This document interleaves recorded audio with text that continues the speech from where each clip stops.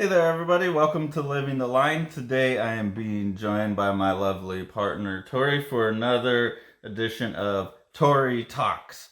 So, Tori, talk to me. What are we looking at today? Today we're going to be looking at My World Belongs to Me by Kalie Boyne. And it's extra cool because we actually know this artist locally. Yeah, Kaylee is an artist that was introduced to me by one of my students, Hallie Jenkins. Shout out, Hallie. Awesome student of mine that's now moved on and graduated to bigger and better things. But she kept telling me, like, hey, you got to meet my friend Kaylee. You got to meet my friend Kaylee. She's working on this graphic novel. It's like super beautiful and awesome. And I don't know, usually when people tell me that, I'm like, yeah, great. um, but finally got a chance to meet Kaylee. Wonderful person. Got to look at her art, and it's beautiful stuff. And then got to help her scan this artwork in. And yeah, I'm helped.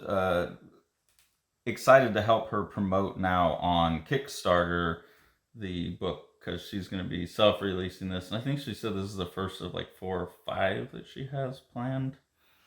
I forget. I got to talk to her a little bit more about it. I know it is supposed to be a little bit more of a series. Yeah, I think this is one of 5, and I've seen art for the second one that she's come in to scan. Mm-hmm. And like as cool as the art is in this one, and as good as it is in this, like I can also say I've seen where it's going, and it's getting even better. Yeah, she's getting. I mean, we're lucky because we get to like talk to her about it and yeah, like see it while she's Yeah. doing it in real time. But yeah, she's just getting like more creative and like more experimental with materials and style. And yeah, like I love what she's doing here, especially someone who likes to work with watercolor. This is just such a beautiful blending of like the line work and the watercolor. Yeah, and I used to be super big. Like when I was 19, 20, I was really big into ink washes with like a pretty clean line. So actually a similar look to what she's going for here, where it's pretty like photorealistic overall. I mean, obviously stylized and takes advantage of the watercolor and has texture and like cool textures and Mm-hmm. use of the materials like that. But yeah, as a former like ink wash user and still current lover of it, this is really beautiful ink wash work, and yeah, it makes use of it in places where it feels very atmospheric and watercolory, and then other places has really tight control where you get these very beautiful detailed images. Yeah, like she really knows when it needs to be like a sharp line and when it can be softer like that, and really uses that to like create these punchy images. Yeah, and the content of this is like very symbolic and metaphorical throughout, and I think her strong sense of composition, that's the other thing that the ink wash is letting her work with the tonal range, but she's also keeping very strong graphic like black and white divisions on the page that lead to very symbolically and graphically potent and compelling images, which I think makes it like fun to look at. Like this, where it's very rhythmic. Yeah. It's just that kind of thing on the page is always fun for me. Well, and she talks about, I got to talk to her about, like, thematically about what this is. And I mean, it's fairly obvious. It's like self exploration and looking inwards to neglected parts of self and stuff. But it's also about, like, that mystical, like, inward journey. So having that repetition in there, it's like, yeah, lends to that. But I'm going to that idea of, like, the theme of it. I liked this phrase here where she says, I never wanted to be noble or good, only to be pure. And I think Mm-hmm. that's a really important distinction because it's like that makes sense to me as well. And I think maybe that's something that people, well, I've just been, I'm thinking about identity a lot and stuff like that, Mm-hmm. and how people might accidentally be couching identity within morality, and then that's maybe where things get jumbled up sometimes, Yeah. where people feel inauthentic or like they're unable to connect with themselves fully because they're trying to be good. I think I spent a lot of my time worrying about being good, but actually what I was trying to be is pure. And I thought that Yeah. was a really important distinction. And as she goes into that very personal deep dive, which a lot of times I can find very off-putting in comics, she's constantly coming back to the public symbols, so it goes so deep dive that it then becomes universal. And some of the ways that happens too is just in really subtle design things, like what we were talking. I just noticed this. I didn't notice it before, but like the moon, a very strong mystical symbol, then shows up really tiny here, and then she rhythmically shifts her eye into it to where it shows up, and so it moves as like from an exterior symbol to an interior piece of meaning. And I think there's a lot of like I've read this 3 or 4 times now, like, Yeah. and I'm just catching that. So I think there's a, even though like there's a lot of rendering and stuff, I think these are deceptively simple compositions at a glance, and the book has a lot of just really clever stuff like that, and things that move from the realistically rendered to like the very symbolic and abstract. Like I find this to be a very powerful, like it speaks to me, but I can't put words to it, but an archetypally powerful image type of thing. Very. Well, that's just like it's the staircase, the journey, like, that is the emphasis, the archetypal, like, that's the pathway. Yeah, and then like the cliff, the fool on the cliff, and kind of the hooded like hermit figure, and again the moon coming back. And then all the stars that are in here, I've got to see all the original art because I was there when she was scanning the majority of it, and I've got to flip through it. This isn't like spritzed with the toothbrush. Like each one of those stars is hand stippled in. Yeah, I've watched her on Instagram. She'll post footage of her doing it by hand, and it's like, oh my goodness, like. And the art is reproduced pretty close to size as well. She's not doing the typical comic thing where you're drawing like 40% larger or whatever. Yeah, it is actually done about. Yeah, she carries it around in a book. That's about that. Yeah, it's like on 11 by 14 board at most, maybe.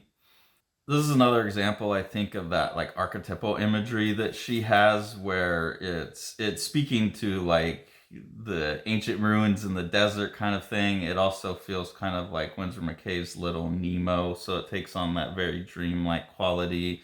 Also, you have like the character passing through the gates, almost like that scene in the Never-Ending Story. Oh yeah. I just feel like a lot of her imagery is drawing from those deepest wells of. I mean, maybe I think Kalie's close to your age. Like early 30s is the sense I get, late 20s, early 30s. So has some of the same probably cultural references that we do, where all these images just, they feel so potent to me. Powerfully designed, but also the type of images potent. But at this point in the story, she's basically doing the deep dive into her own subconscious. And I like this, that she's like returning to herself. But has she made that return too late? Have I come too late? Everything's changed since I've been gone. And I think you and I are both going through that a lot right now, where we're becoming more of our true selves than we've ever been. But in some of the things you shed that have been part of you for your entire life, it feels like that person you're finding as a stranger or something like that. So I just really like that. Her ability to put things very deep like that into, 10, 12 words at most, something like that. Yeah, it's very like sparse in language. It's very personal about this person's like, deep dive into their own inner world. But it is, able to be easily expanded out into like a universal experience. Like almost any for everyone, especially people who are reading these kinds of things, go through those sorts of deep introspective periods, and like, for sure, you're gonna face those things of like regret, longing, sorrow, like, and I don't have to read like the diary journal entry account of what they went through. Like we don't know Kalie that well, but it's okay because it's been generalized out that I can attach my experience to it. And I think that's a better strategy that makes it way more approachable. Yeah. And as even in the course of this book, I watch her becoming even more and more powerful of a visual designer. So doing things like having this like meta shape, even though these are obviously three very different camera views and we're focusing on different parts of it, it creates a lot of unity over the page. And again, that simple rhythm. And you see even her ability with the realism and the hands and the faces and everything gets better page by page. I'm obsessed with the way she does hands. With those big nails. I don't know. It's just, hands are one of those things, right? That are notoriously like tricky, can be very challenging, but she has such a way of making them seem so almost fluid. I just love it. I just love the shapes and the lines that she creates with the hands and the fingers. And there's a portal. I think that's what I was trying to find. There's a portion where she's also, like holding the hands in. It can actually be the sign language for something kind of obscene, but it also is used as like a portal, right? Like a symbol. Kind of like this. Yeah, the symbol of the portal. And she shows like the hands like holding up and creating like an opening. I don't know where it was, but well, and like a lot of that is just paying attention to the negative spaces and like the rhythms and the shapes that show up. Yeah, that makes sense to me. And they have that like, well, I mean, you and Kalie are both tall. Like she's about as tall as you.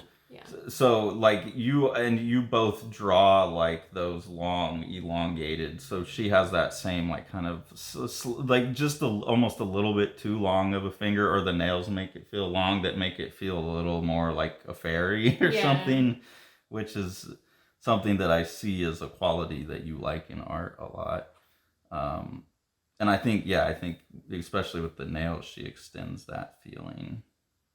But it feels like it's one, she's just really good at making those shapes beautiful, but two, then like using those as tools to direct expressive energy. Tools. Yeah, expressive tools to direct the energy and feeling. And you kind of get, actually right here, I mean, that's a perfect setup for flipping the page. Even though the hands aren't creating a ton of negative space themselves, they're really dragging all of this, like, it looks like veins or nervous system along with. Yeah, and she discusses, like, everything will be overgrown eventually, things like that. So the vines and the leaves creeping in is a recurring theme throughout that whole. But then here, she's found this statue within the ruins saying, you were coming here looking for something to save yourself, but the only one that can save you is the person that you have to become to make all of this. And it's like, that's the hard answer that no one really wants to hear, right? But it's the truth. It's like all of this, like all of these stones, it's what's here, but it's like you have to become the thing to build it.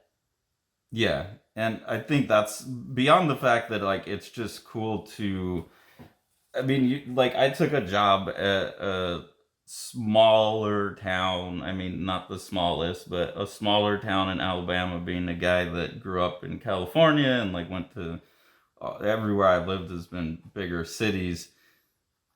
So it's already like cool enough to bump into someone who's a comic artist who's doing interesting things with comics and like not just wanting to do the next Dragon Ball Z or whatever. But then on top of that, I think it's just been kind of cool to read this and get to know Kalie, because some of the things that come up thematically, like I loved this as well. Sorry, once you finish your sentence. Like what we're talking about here, about like having to make yourself, like this is very much what we've been going through for the last 2 years. So it's just been a cool experience to like get to start to make a friendship with someone who's like a really great artist, works in the same medium, and is kind of working with themes that I think, especially for you, are really. I know she's dealt with some like nervous issues that led to difficulty drawing. So there's been some medical things, and it just seems like a real cool overlap. So I have seen.